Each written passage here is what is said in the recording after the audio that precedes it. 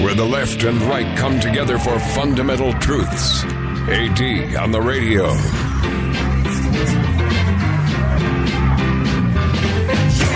I do what I want, when I want, how I want. Every day you're going and working, running that rat race at that pace in that place will leave a bad taste for anyone, everyone, working day after day. So buddy, I gotta say, for you, there's gotta be a better way. Yeah, and you do what they told ya. Company man, feel it, a mindless little soldier. How can you live like that and maintain your composure before it's begun? Your life's already freaking over. Yeah, I do what I want, when I want, how I want. I learned an important lesson over the last couple days.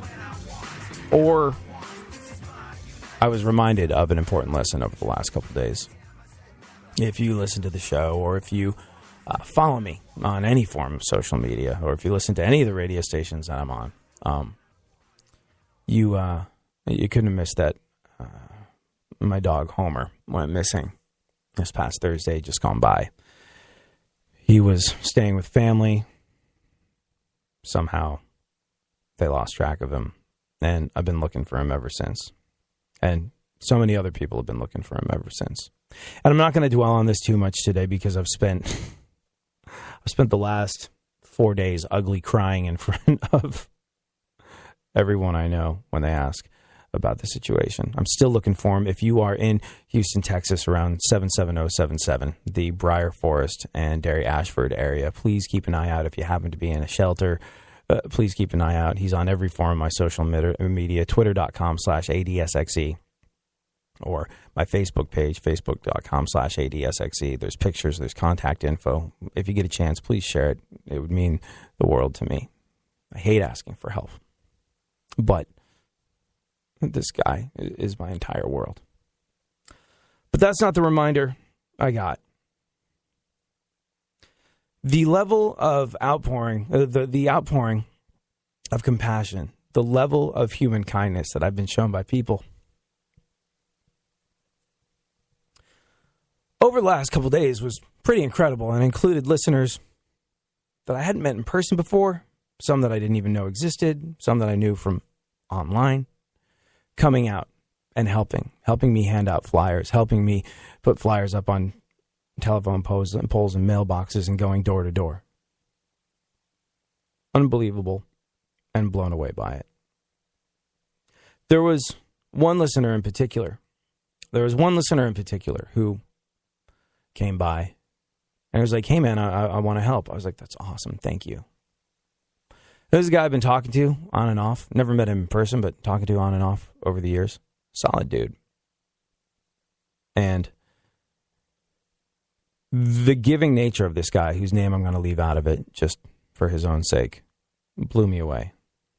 And so we're at day 2 of looking for my dog. And I wanted to get everybody that was helping me look some lunch. And he called me up. He was like, hey man, I'm about to come over and help you start looking again. I was like, well, sweet. I'm at, I think it was a Chick-fil-A. It's the closest thing. I was like, I'm at a Chick-fil-A. I know it's not much, but can I get you anything? And he was like, nah, no, thanks. I was like, come on, something, anything. He's like, I don't really eat food like that. I was like, why not? Are you vegetarian? Do you have some sort of dietary thing? I can find something for you to eat. And he's like, no. He's like, I have some health problems. I was like, I'm so sorry to hear that. If you don't mind my asking, what is it? What is it? And he's like, well, you might have noticed I have less hair than I used to in some of my pictures. I was like, yeah. And he's like, I have cancer. And don't know how much longer I've got left. And I was floored because when he started helping me, he said,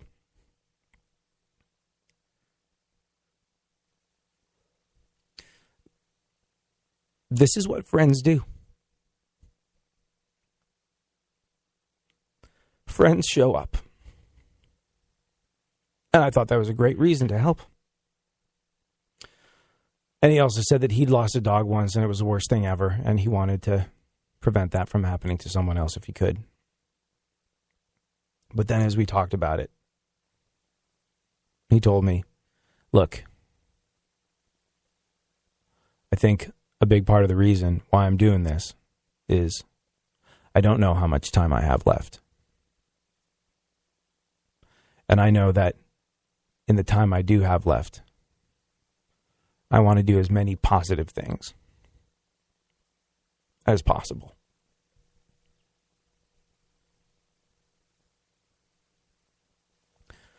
Which was such an incredible lesson. And one I will take with me for the rest of my life. If you are running out of time, which we all are really when you think about it, doing as many positive things for other people is probably the best thing that you can do for yourself. Thank you so much for joining me. But living my life like a Cosby kid, jamming on the one like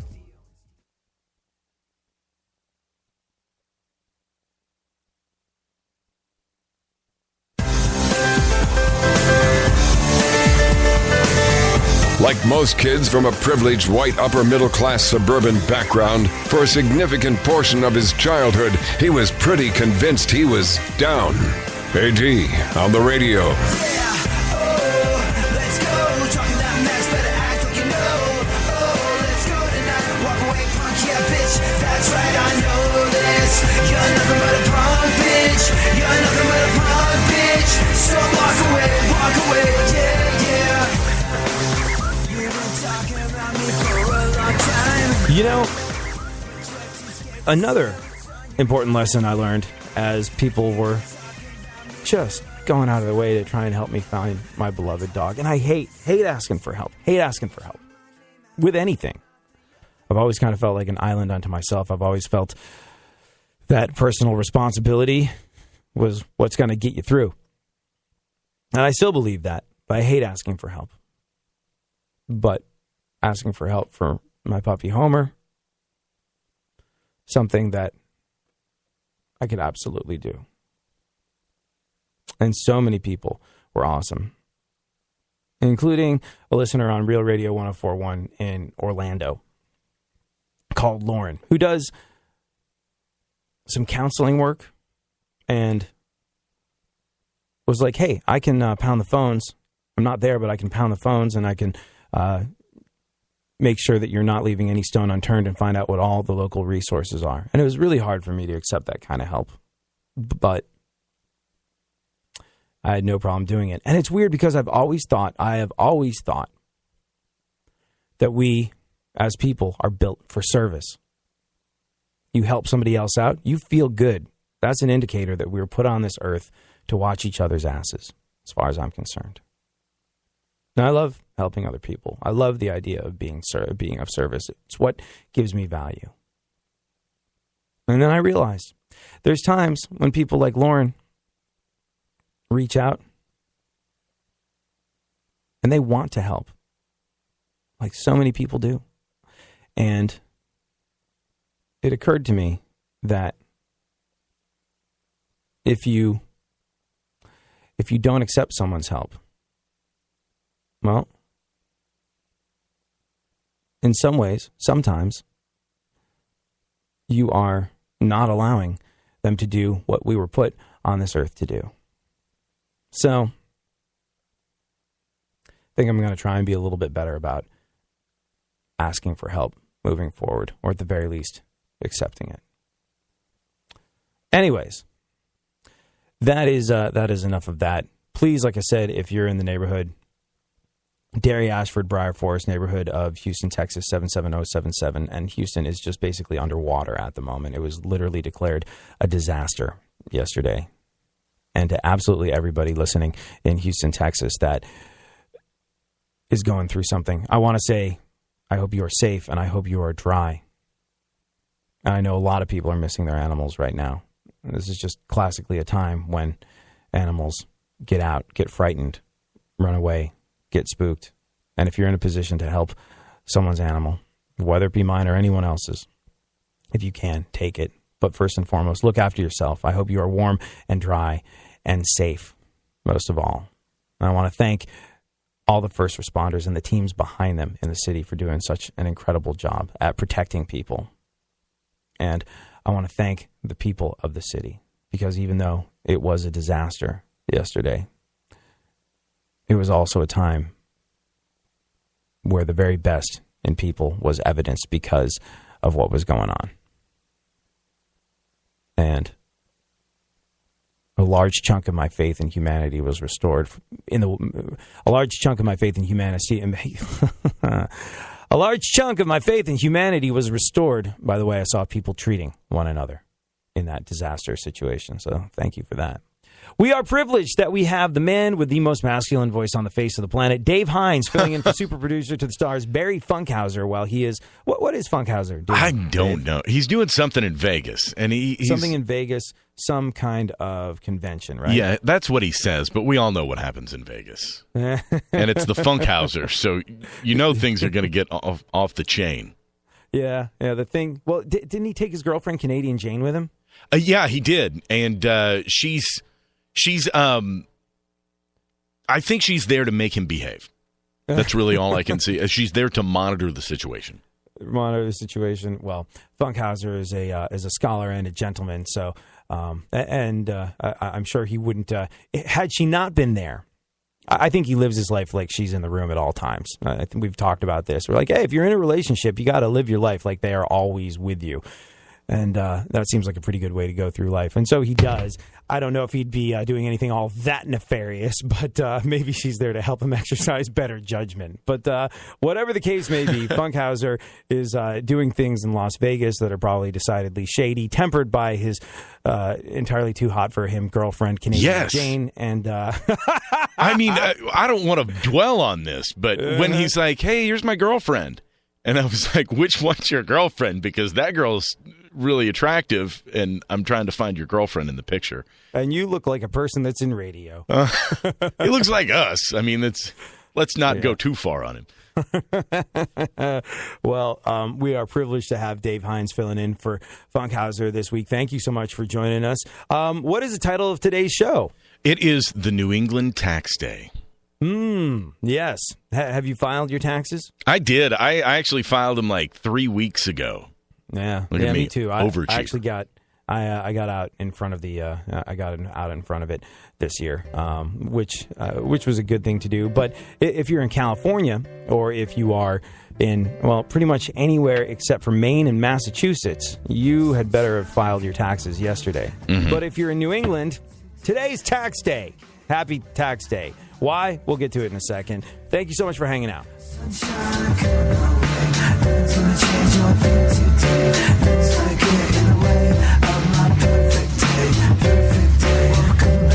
With puppies in my face.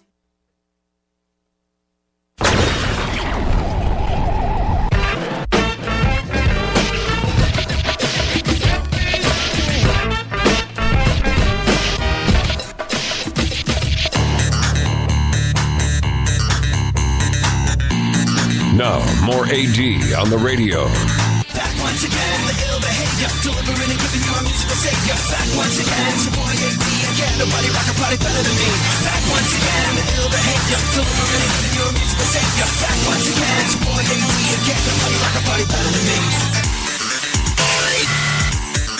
So we're going to talk about why it's tax day today. If you're in New England, if you're in Maine or Massachusetts, today is tax day. Now, why do you get a couple extra days if you're a clam chowder eater? Well, we will get into that. There's a very specific and somewhat ridiculous reason why things are that way. However, before we get too far into it, let's take a look at the events of today in our segment, My Witness News. In no way, shape, or form fair, certainly not balanced. Guest read today by Dave Hines. There's the news bed. Look at that. Yeah. I even played it. Barry Funkhauser doesn't have to be here to have the news. We can all do this together. You know, dude, Coachella is taking place right now. Yeah, Coachella is happening at the moment. Have you ever been to Coachella? I have not. I've smelled like I've been to Coachella before, but not actually been. See, here's the thing. There is a reason why I don't like to go to festivals like that. I like to see a band in front of the people that are there to see them. There's certain bands where it's okay to watch them play a huge festival, but there's nothing more gratifying. It doesn't matter if you're a fan of the band or not, but if you're there watching them with people that are invested in the experience, it really is something. If you're there with people that are just there because it's Coachella and they're there to hang out and be seen and go to Coachella, a lot of the time you don't get that visceral energy between the band and the audience. And to me, that's a good show. A show is not just a band on stage that really knows how to sing and really knows how to play and can kick ass. That's all great and you need that. But to me, a show is the relationship between the band and the audience. And I find that to be a somewhat watered down proposition at most festivals. But they are a good old time. But yeah, Coachella taking place right now. If you're wondering why you're able to order coffee this morning without a condescending eye roll from your hipster barista, that's it. Coachella. Go on, what else? Well, speaking of Coachella, Kanye West jumped on stage at Coachella over the weekend. Yeah, that was the big celebrity mystery appearance. Like people knew that there was going to be some big deal thing happening, and it was the big deal was Yeezy. Kanye West jumped on stage at Coachella. Here's the thing, though. It was sort of a wasted effort, all this buildup, but his microphone was turned off, so nobody heard him. It fell remarkably flat. I believe the concert organizers claim it was an honest mistake by their new soundboard operator, one Miss Taylor Swift. Yes. Yeah. So, birthdays today. Kourtney Kardashian turns 37 today. If you're, well, it's Kardashian's sister. If you're wondering about a gift, Valtrex gift certificate. No! I always do. Or gift cards to Bed Bath and Beyond Overexposed. Go on. Oh, dude. Let's see what else is going on. James Cameron is announcing that he's making 4 Avatar sequels. Did you go see the original Avatar? Yes. It was a big deal thing when it came out. It was there for whatever reason, the level of anticipation around movies, like Star Wars, Titanic, Deadpool, and Avatar seem to be, and like I get Star Wars, I get Titanic. I actually I don't really know why. Was Leonardo DiCaprio and Kate Winslet, were they like big deal people back in the day when that happened? Leo was pretty big. Okay. Leo was a huge star then.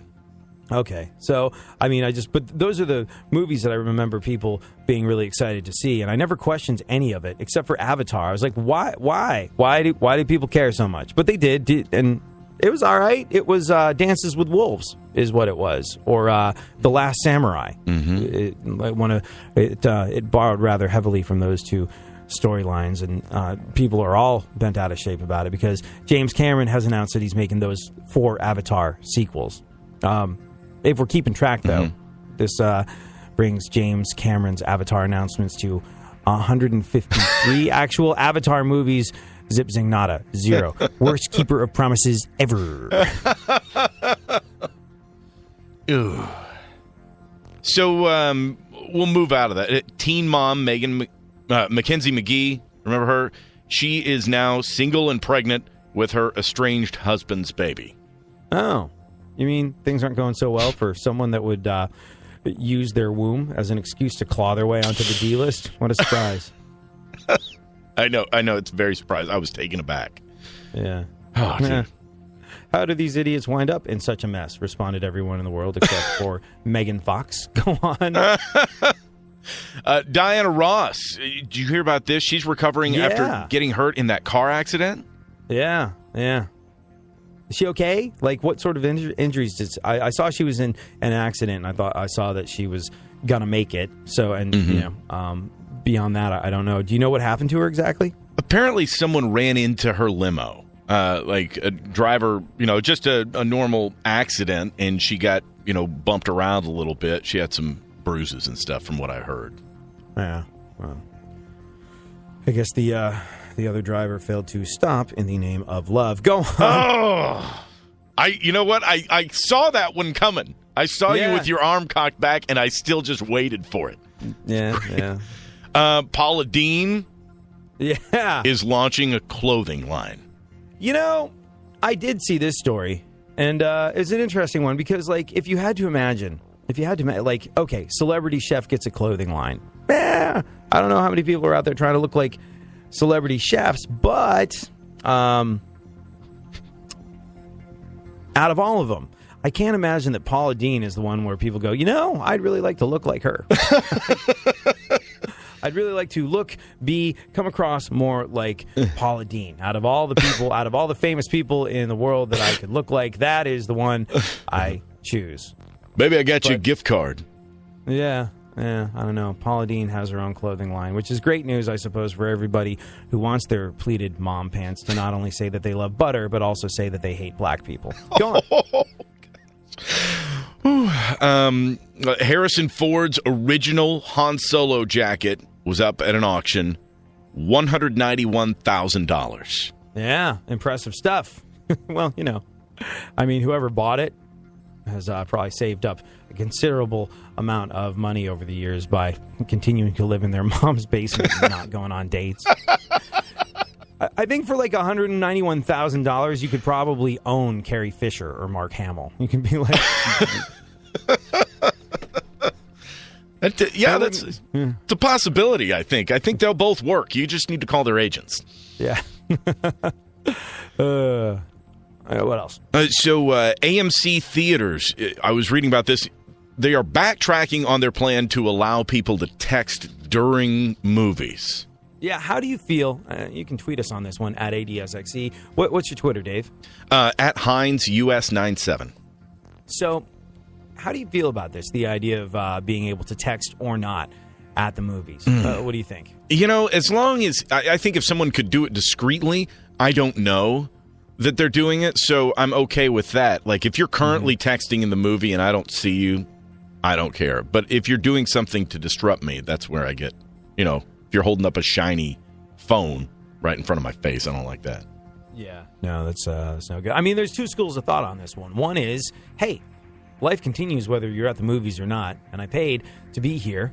Therefore, I should, be able to send a freaking text. Should I need to send a text without being kicked out of a movie that I paid to see? And then there's the other school of thought, which goes, I paid to see this movie, and I paid $24 for 2 tickets and $86 for a small popcorn, and I would like to be able to watch this without being disturbed by your phone, jerk.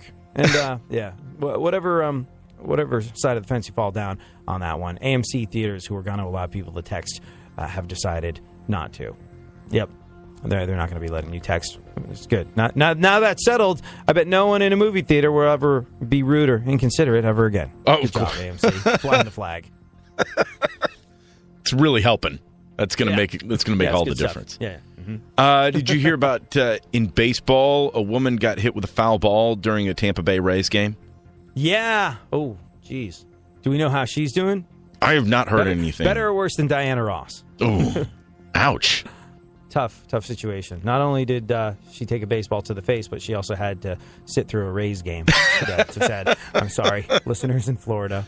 That said, my beloved New York Mets, it's not the absolute disaster that it was when they first started out the season. Like, we've had some really exciting moments that give me all manner of hope, but holy freaking God, did we suck pretty consistently for like a 3-game losing streak there, where it was just, and then when you do come back, you're just like, and then you get blown out, and then it's just, the baseball's just, I always forget every single baseball season when it starts. I'm always excited. I'm like, yeah, baseball makes me happy. And then one game in to watching my Mets, I'm just like, I forgot what an emotional roller coaster ride this game is. I'm watching every single game for the rest of the season with defibrillator paddles at ready because I'm going to have a freaking heart attack.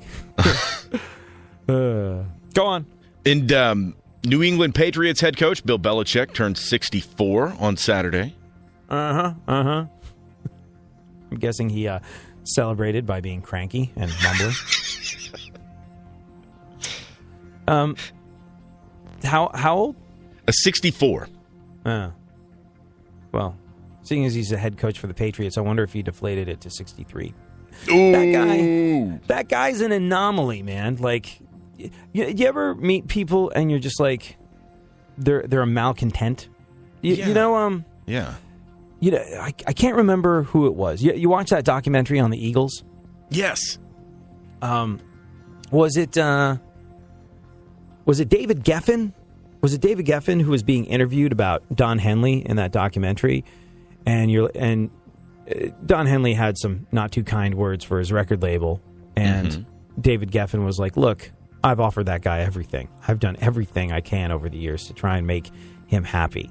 And look, there's two sides to every story, of course, but Don Henley seems to be an awfully cranky individual, not unlike Bill Belichick. And the guy, I think it was Geffen, just said he's a malcontent. He has literally everything. He has the best career of any musician ever. Like, literally one of the best of all time, and more than anyone has any justification to hope for. And he can always find something to be upset about.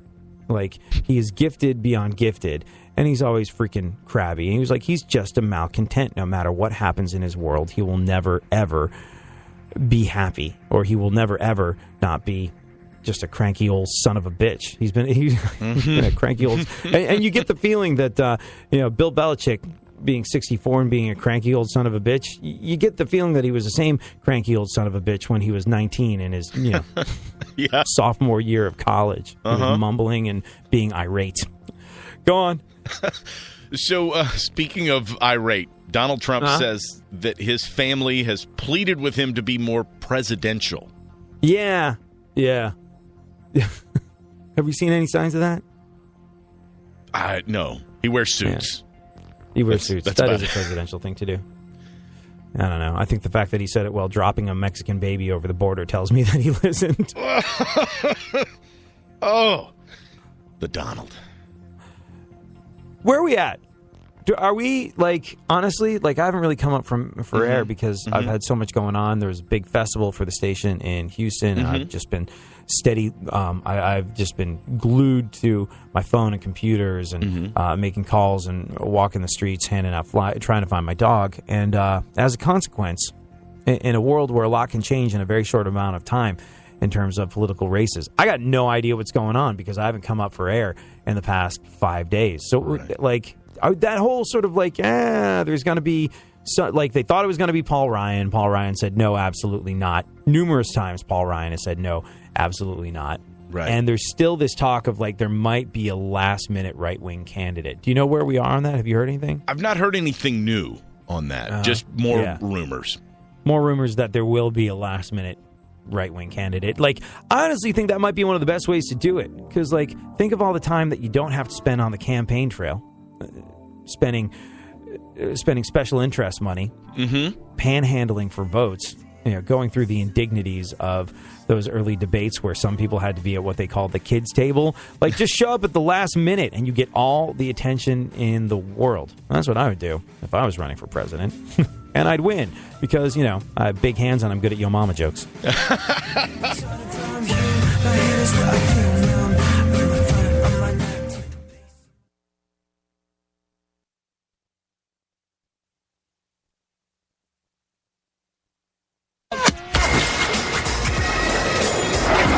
Now, someone who everybody wants to punch in the face. AD on the radio.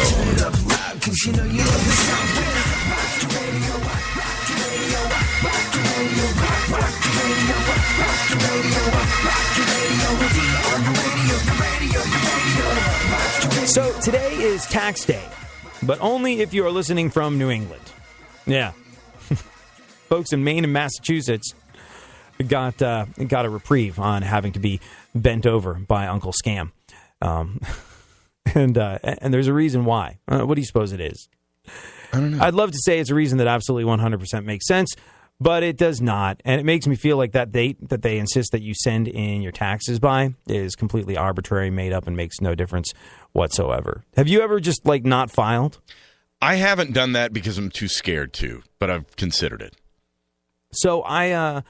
For a number of reasons, I didn't file in 2014. There were all these confusing things about my income because split my time between a couple different places, being paid out of a couple different places. And I was like, what tax bracket is it in? And or not tax bracket, but like, how much do I got to pay? Like, how much does Uncle Scam get out of every single dollar that I bust my hump for every single day? And they're like, well, it varies, and we're going to need this, that, and the other from you. And I was like, I don't have time for this, that, and the other. I'm going to miss the date.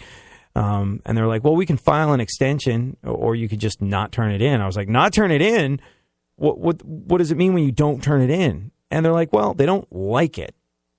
I was like, am I going to pay extra? They're like, only if you owe money. If you owe money, you're going to pay interest on that. And I was like, well, I don't owe money. I like my paycheck to be as grim as possible. Like I'd rather not spend money that I don't have and get something back at the end of the year, as opposed to be like, that seems legit, and then go, excuse me, sir, you owe us $8,000. I was like, I don't have it. Bought a lot of bubble gum and popcorn and baseball tickets over the last year, and I straight up don't have it. So I always try and take as much out of every dollar as possible, and then have a shrewd tax dude get it back for me at the end of the year. And that's always worked well, but I didn't have time to put it together.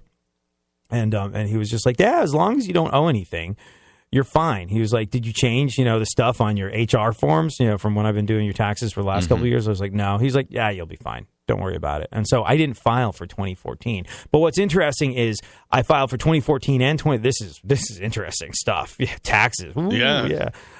So like I filed for 2014 and 2015 all at once. And I got a letter in the mail the other day saying, hey, we're holding your 2015 tax return because our records show that you haven't. We're holding back your refund because our records show that you haven't filed your 2014 taxes yet. And I was like, literally, they were mailed out the same day. You got them on the same day. How can you not be aware of this? You shiesty mother effers, you jackbooted thugs. I got into tax problems. when I was a kid because like I was in a band, and like I was in a band, and we had the biggest and best of everything. We got handed $1 million, and they went, this is Bruce Springsteen's accountant. He is now your accountant. I was like, oh, right on. Cool. And one year out of the few years that he was accounting for us, I suppose the boss's financial situation was a scope more pressing than ours, unsurprisingly so. And somehow they neglected to file. And I didn't know that. And it caught up with me years later. And they're like, hey, there was about $2,000 that you owed back when you were 18 years old. And I was just like, oh, well, all right. It'll take me a second to come up with $2,000, but you'll get it. And they're like, no. There have been interest and penalties accruing for the better part of a decade, sir. And I was like, well, give me a number. And they're like, do you have a credit card you can put $17,000 on? I was like, what? It's crazy, absolutely crazy. And they sent me these letters that said like, hey, if you don't deal with this, we are going to come to your home. And this is the verbiage on the letters. We're going to come to your home, and we're going to come to your home, and we are going to take everything that you've got except for one chair that you will have left to sit on. That's what it says. We'll take everything except for one chair. And they will decide what your everything is worth. Like, I'm all for paying my fair share and being a contributing member of society and paying taxes, but that just seemed like it was such a mafioso-style shakedown. Absolutely. I was like, do we get to have sort of another person? Do we get to have another person sort of like, evaluate my futon? Like, it's a pretty nice futon. I've only been on it for the last 5 years, so it might be worth more than you say it is, and I want to make sure I get a fair whack if you come and take all my stuff. They're like, no, we decide what it's worth. I was just fair. It's crazy. Fair. But I got you know what? It's interesting. I got the help of a tax professional. And all those folks that say, we know where all the bodies are buried at the IRS. Right. Rah, rah, rah. Right. And I talked to an accountant, and he was like, this is a bill from, 7-8 years ago? I was like, yeah. He's like, just make payments for the next 2 years, and there's a statute of limitations on it. I think is how it worked. But I don't know. I wound up making payments, and what I really love about it was I did make payments, and I wound up paying right around what the tax bill was in the first place. And that to me felt fair. So just and you know what? This sounds like it's coming at the front of a spot for some sort of tax sponsor. Well, hey, look, I do some work at KPRC in Houston, Top Tax Defenders, toptaxdefenders.com. throw you this one for free. TopTexOffenders.com, who sponsor some other stuff I do in Houston where we air on KPRC. They're really good at helping people out of binds like that one. But you know how you want to take care of your own stuff? You know, like, hey, a leaky pipe, I can fix it. Do not apply that mentality to taxes because the IRS are jackbooted thugs and they're absolutely coming for you. Just FYI. Although not coming for you until the 19th if you happen to live in New England, and we'll discuss why in just a little bit. Thank you for hanging out. I guess that I should stop by saying.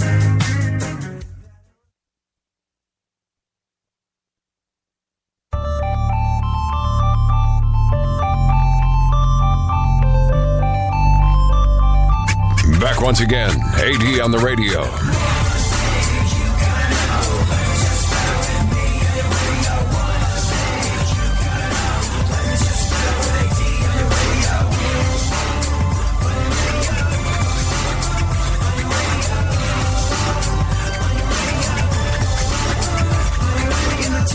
Flitter, it's you and the senorita. Whooper blowing up the tweeter, cause it's me up in the speaker.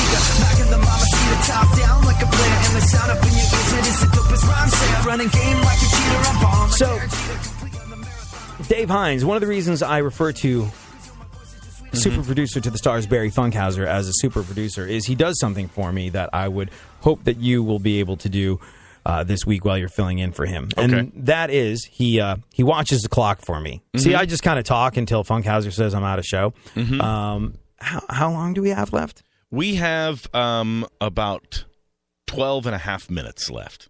12 and a half minutes left in this segment or the entire show? See, this is the sort of thing you should be aware of. This is the entire show, about 12 and a half minutes left. I know, okay. Time flies when we're having such a good time.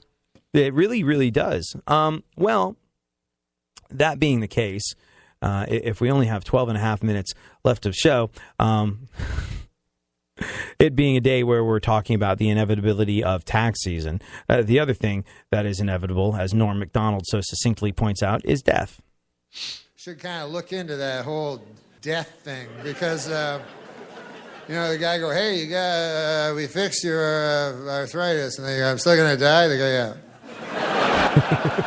That's why I can't get behind politicians, because they're always like, our biggest problem today is unemployment. And I'm like, what about getting old and sick and dying? Seriously, if there was a politician ever that said, by my second term, there will be no death, I go, I'm voting for that. I'd just give that guy all my money, and I'd sit on a chair. Sometimes I actually think I won't die.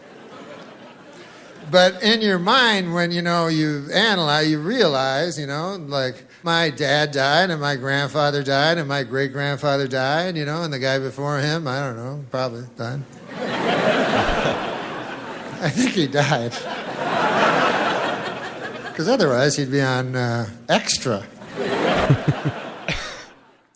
You see that Donald Trump was speaking at a rally in Buffalo last night, and he mixed up 9/11 and 7/11. Oh. And weirdest thing, I don't know if he didn't notice it, but he didn't correct himself or apologize after he said it. He was talking about the firefighters in New York who responded to the attacks. Check this out. I was down there, and I watched our police and our firemen down on 7/11, down at the World Trade Center right after it came down. To be fair, this is one of the things that I think Trump brings to the table that I wish other people had more of. No matter what you want to say about Trump having his heart in the right place or not, right. People are going to want to flay him alive because he made the honest mistake of saying 7/11 instead of 9/11. Yeah. Like, oh, wow, he equates, one of the single biggest act of terrorism to happen on American soil with coffee and donuts. And that's not the case. He's just, in the heat of the moment. And he mixed up his words, and people are absolutely wanting to flay him alive for this. And he's like, whatever, leave me alone. It's an easy mistake to make. Bite me. And right. I think that is something that everybody in the political arena could use in this day and age is just the confidence of their convictions. Like, really? Are we really talking about this? I mean, look, like Trump, dislike Trump, think he's the Antichrist, think he's Nazi, think whatever it is, think that he's grooming brown shirts. Any politician should be able to confuse. I mean, look. it comes across as being an incredibly poor taste, but it's obviously not a deliberate thing. It's obviously not an indicator of the fact that he was mitigating the awfulness of 9/11. It was just he mixed one word up with another, and they're destroying him for not correcting himself. He's on a roll. Like, you speak in front of people publicly like that, you know, chances are you might get nervous. And it's the fact that people are willing to jump down his throat for something like that is the freaking problem in this country, I think. Absolutely. Not defending Trump. I'm just defending your right to stumble over your words whenever you feel like it. So if you live in any part of the country, if you live in any part of the country other than where is it? It's Maine and Massachusetts. You would have been asked to drop your trousers and grab your ankles by Uncle Scam a couple days ago. So why is today? Wait, what's today? It's today's the 19th, right? I'm not paying attention to this because I did my taxes a while ago. April 19th. Why was April 18th tax day this year when the 15th fell on a weekday? And why do people in Maine and Massachusetts have tax day today? Usually when April 15th falls on the weekend, the tax deadline is moved to the following Monday. April 15th fell on a Friday this year, but another event, Emancipation Day, pushed it back. The deadline, 3 more days, Emancipation Day, set aside to commemorate the signing of the Emancipation Act by President Lincoln, is celebrated in Washington, D.C. It is observed on April 16th, which just so happens to fall on a Saturday this year. Emancipation Day is a legal holiday in D.C. with city workers off the job. Since this year's holiday is on a Saturday, it was observed on the closest weekday, which was the 15th, moving the tax deadline to the following Monday, April 18th. Now, people in Maine and Massachusetts celebrate Patriots Day on April 18th. Yep. They celebrate Patriots Day on April 18th. So when their tax day is moved back to April 19th, that's why. That makes sense? Yeah. It's basically like a bunch of national holidays stacked where government workers can't be expected to do anything. So therefore, in Maine and Massachusetts, it is Patriots Day. And if you do file an extension, October 17th is the final deadline to file your individual tax returns to cover 2015. Now we know. And I don't know. It just, well, we were going to absolutely take you to the cleaners, but it's our day off. So we're going to do that on Monday. Yeah, it makes me feel as though my suspicions that a good chunk of how our tax system works being arbitrary and unfair have been confirmed. Yep. Yeah. That's what I think. I also happen to think that it's hilarious that Chris Hemsworth talked about his 4-year-old daughter asking to be equipped like a male. Your daughter's 4 and your boys are twins, right? Yeah. And they're 2. Yeah, they're 2, yeah. My daughter's kind of envious of my boys at the moment. She came to me the other day and she's like, Papa, I want one of those things that Sasha and Tristan have. I'm like, what do you mean? So, the things in between their legs that you have. I was like, well, you see, girls, and then my brain's like, how do we handle this, I was like, girls have breasts. I don't want breasts. I was like, okay. She goes, I really want one. I'm like, a penis? And she's like, I want a penis. I'm like... Okay. A little 4-year-old saying, I want a penis. Yeah. And I was like, she's 4. I was like, you know what? You can be whatever you want to be. And she goes, thanks, Dad. Runs off to the playground, and that was it. I got to say, it does seem like I don't think this idea that women envy that, I don't understand. But the convenience that we are allowed in that situation is, especially if you like to go hiking, biking, camping. Yes. If you're an outdoorsy, granola-eating type of female and you are forced to squat in those situations. And I'm paranoid and scared of snakes like you wouldn't believe. So the idea of having to lower myself to something where a rattler might bite me on the unmentionables is absolutely something that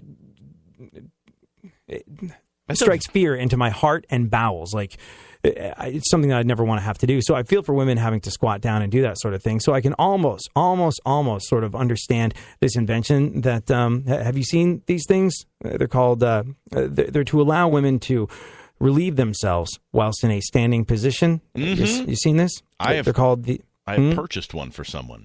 Oh, really? Yeah, they're called the Shiwi. Yes. That's what they're called. So wait, you bought one of those and who and why and how'd that happen? It started out as a joke because, working in radio, you get all those weird emails like, hey, look at this crazy product. And I was talking with my wife at the time, who we did a lot of outdoorsy stuff. She was a runner. We went cycling a lot. And she had expressed actual issues with that. Like, how come you can just run behind a tree and we have to ride another extra mile to get to someplace where I can go before? And I saw that, and I'm like, this is just crazy enough it might work. And it does. Did they try? Oh, yeah. Okay. They're happy with it? She was like, it's not perfect, but it's definitely better than squatting behind a tree somewhere. Really? Mm-hmm. Huh. When you're done with it, given what's inside of it, does it come in sort of like a container that helps you deal with, I want to discuss this delicately, the remnants? Well, you just dump a water bottle. You just kind of dump a water bottle through there and it's good. Oh, yeah. No, I guess not. That was all I thought to do. Just hose it down. I'm from the Ozarks. That's kind of what we do. Like, well, that ain't gonna hurt nothing. So we just wash it out. Just wash that thing. I am a germaphobe. I am so paranoid of the stuff that comes out of me that I believe that's sterile, though. I mean, that may be an old wives' tale, but we should Google that at some point because I think it's technically sterile. It's gross. It is gross. Interesting. Huh. Just trying to help. Yeah, I don't think that's going to change my attitude toward it. Knowing that technically speaking it's sterile doesn't make me any more interested to get involved in it in any way, shape, or form. Do you? How much time do we have left? We got a couple minutes. Funkhauser's checking in. He's listening, which somehow I find to be a little disconcerting. Right. I can't be there. I'll just be sitting somewhere else listening. Yeah, I'm going to be judging you from Las Vegas. We shouldn't have been talking about him so much earlier. He said, I dragged Canadian Jane to the NAB show. I think that's the National Association of Broadcasters. Sort of like a techie thing. Yeah. He said, shortest women's restroom lines ever. Very true.